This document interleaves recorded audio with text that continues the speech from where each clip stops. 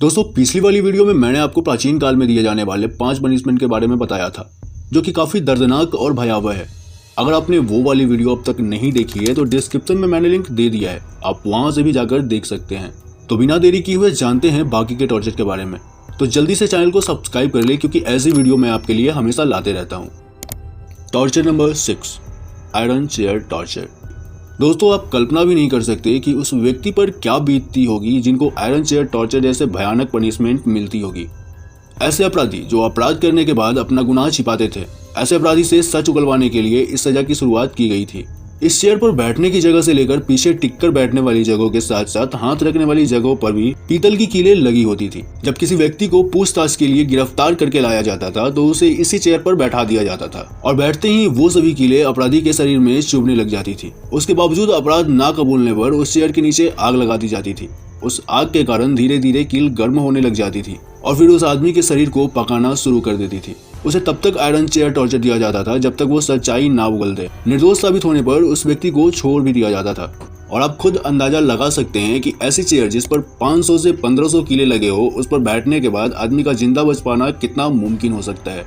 और अब बढ़ते हैं आयरन चेयर से भी 10 गुना अधिक खतरनाक और दर्दनाक सजा, द बजिन बुल। वक्त था 570 से 555 बीसी के बीच का, जब ग्रीस की राजधानी एथेंस में रहने वाले लोग गुनाह करने से पहले 1000 बार सोचते थे, क्योंकि उन्हें ये पता था कि उनके द्वारा किए गए अपराधों की सजा उन्हें हद से ज्यादा कठोर मिलने वाली है।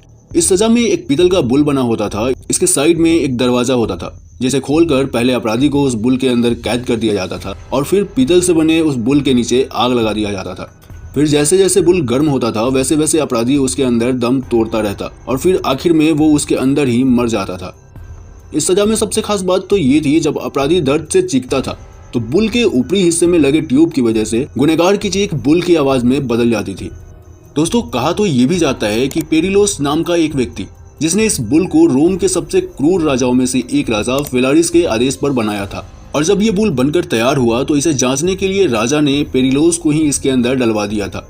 और साथ ही ये भी कहा जाता है कि टेलीमाचुस, जिसने राजपाट की लालच में राजा फेलारिस को मारा, उसने भी राजा फेलारिस को मारने से पहले इसी बुल में तरपाया था। और इस तरह इसे बनाने वाला और इसे बनवाने वाला दोनों की मौत का जिम्मेवार ये बुल ही है। Torture number 8, ripper breast. केवल पुरुष ही नहीं, मध्यकाल में महिलाओं को भी ऐसे सजाएं दी जाती थी जिन्हें सुनकर आपकी रूह तक कांप जाएगी।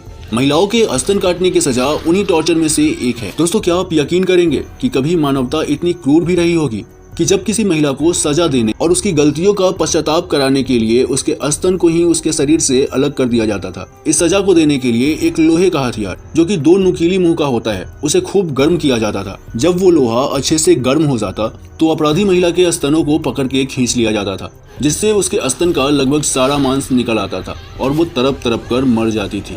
Torture number 9, लिंची।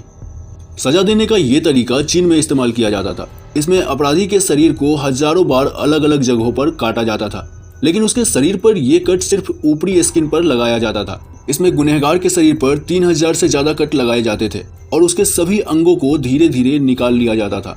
Torture number 10, bamboo torture.